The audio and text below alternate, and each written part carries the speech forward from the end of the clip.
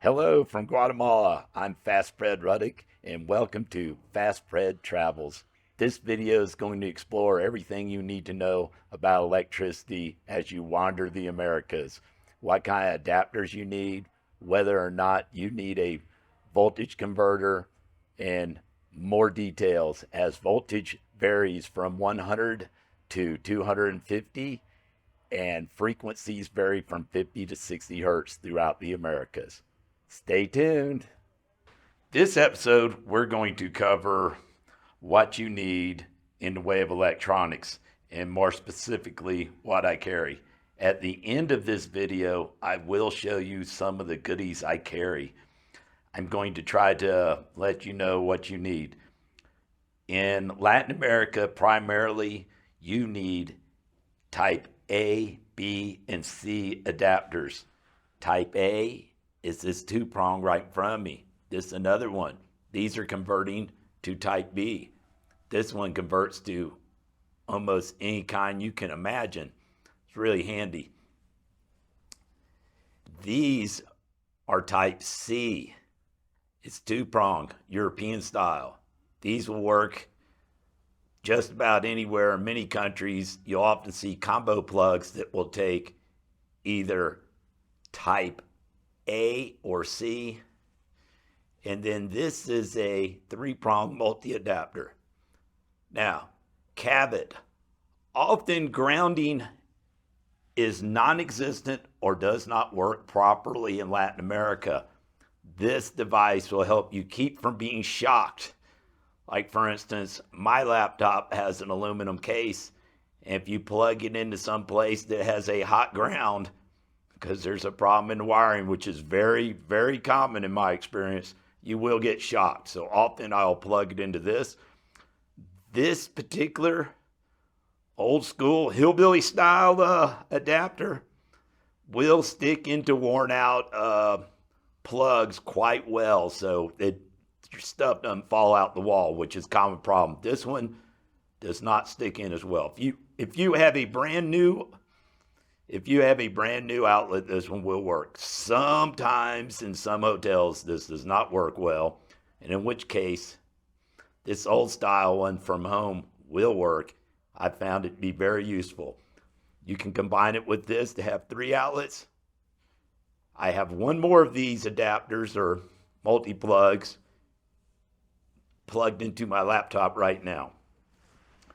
In addition to that, I have these units. This charger has a lightning port and 2 normal ones. I'll give you some more information about that. Take a look at the photos. I'm going to show you what the specs are. And here's a fast charge.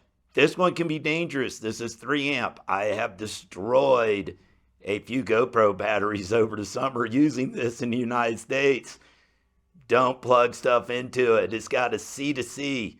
This works great with my Google Pixel 3 XL cell phone. That's what it was made for.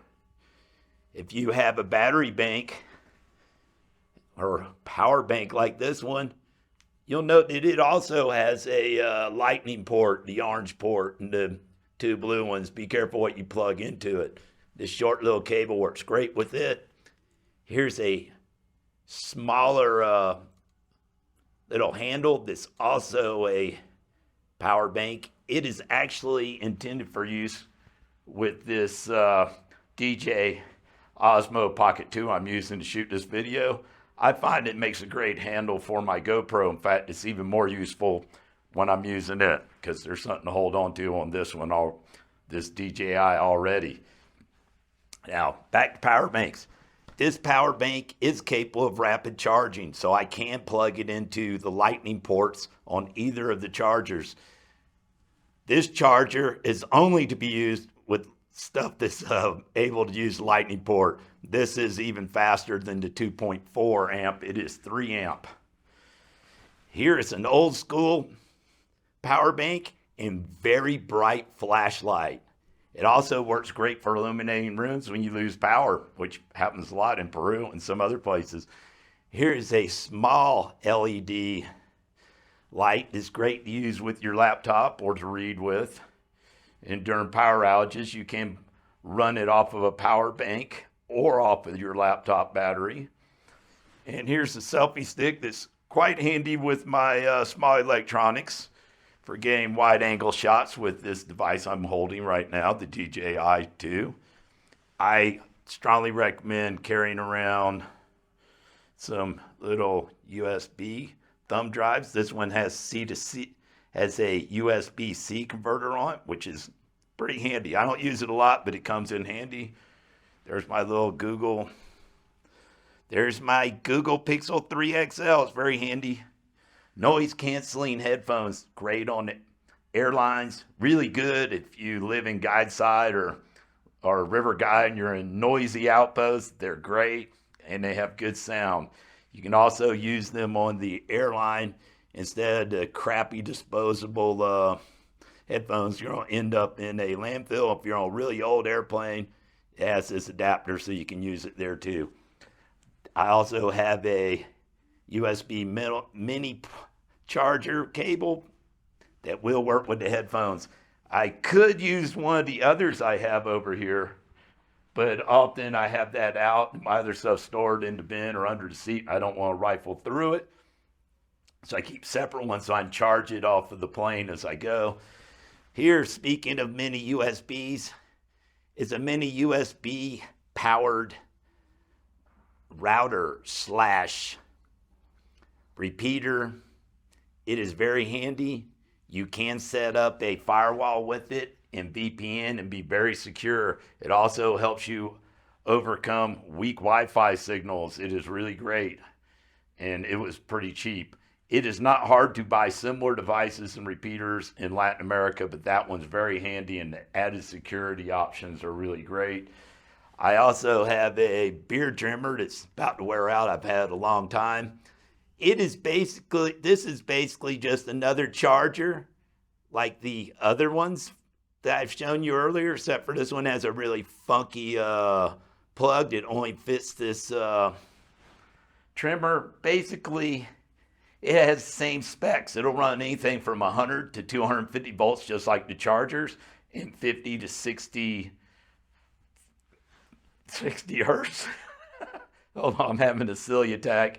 So it's basically a battery charger. I don't know why they couldn't just put a USB port onto the charger, a USB-C. Maybe they will in the future, and then you won't have to carry as much crap around. It's kind of silly, but that one is really old. It is on its last leg. I also like to use a GoPro. Like I mentioned, I ruined some batteries for this. I'm currently only carrying 2 batteries, one that's in it and this spare, just to get my weight way down. I have a few extra adapters and pieces for it. This is for mounting it to a backpack, but I usually use it to mount it to my dry bag that carries my first aid kit when I'm working. Those of you who came rafting with me and got some backward facing video, facing everybody's faces so you see me, you, and the rest of the crew scream with joy or terror or what have you. Well, that's how I did it. This is the kit that I use to carry my DJI Pocket 2. Here's the crazy special proprietary charging cable. I have found that it does not charge well if you use any other cable. Others might have found different. I don't know why, but that's what I'm finding. These little cases are pretty cheap and they're very durable and they help organize everything. They don't weigh much, but they do offer a lot of protection as stuff gets tossed around.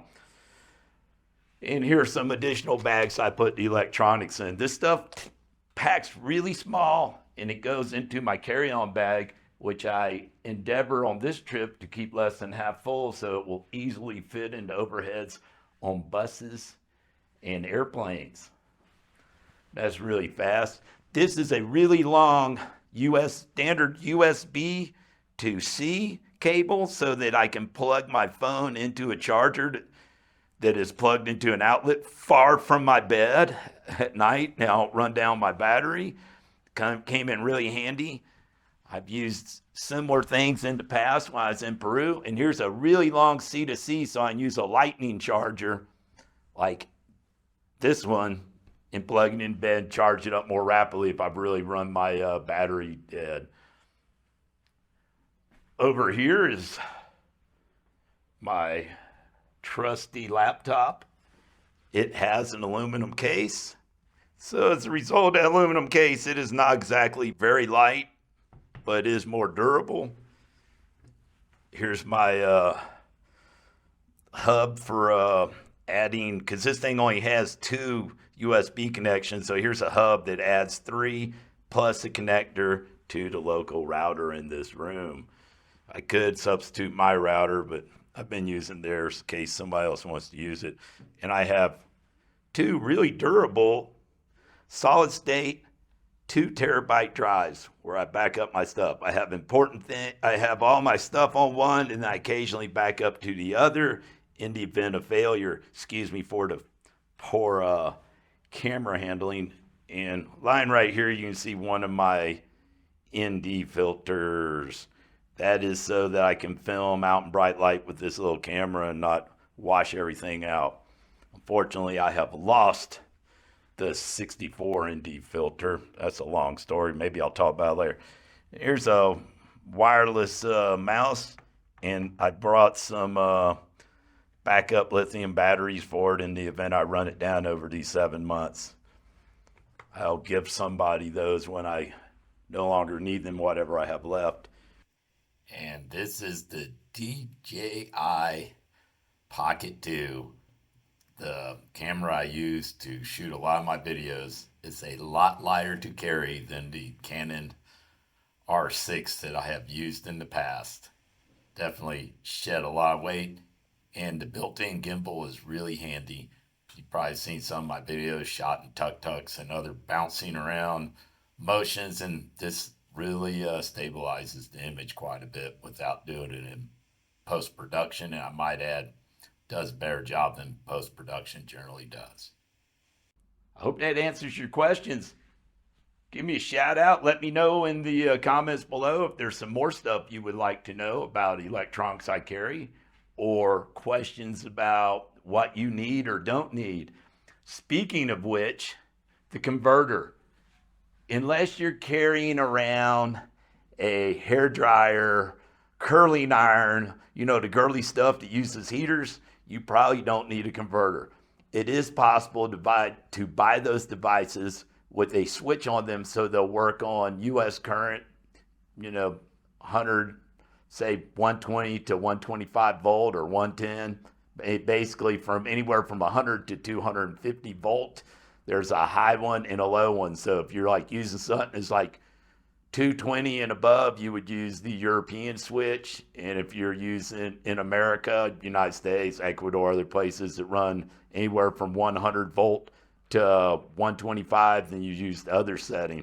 So you could avoid it there. Those converters are kind of finicky. They are not meant to be on all the time and always on load. It's probably not a good idea to leave them plugged in when you're not around.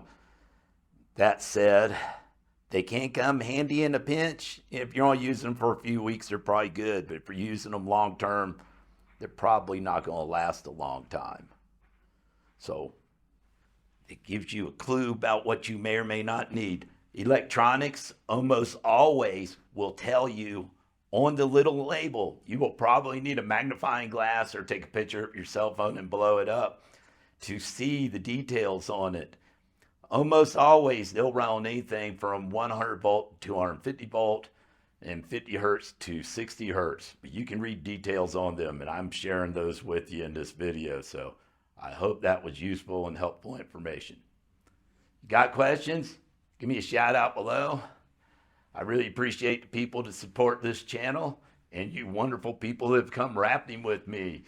Check out fastfreds.com/raft if you'd like to come rafting with me in the upcoming North American rafting season. And huge shout out to these people who have supported me and Cat's Deli, McKaysville, Georgia. What a great place to have breakfast. I really miss Cat's and all the wonderful conversations I have with Nancy in the morning and the other wonderful folks that come there. It's a great place to meet the locals, get inside scoop on cool things to do in northern Georgia East Tennessee, or even Western North Carolina. It's conveniently located near Murphy, North Carolina, but it's right there in McKaysville, which is like the twin city to Copper Basin, or I mean Copper Hill, Tennessee, not far from Ducktown and really close to the outpost where I work. It's only a couple miles away. So I love hearing from you folks. Hope you have a safe winter and a happy Christmas. Peace out.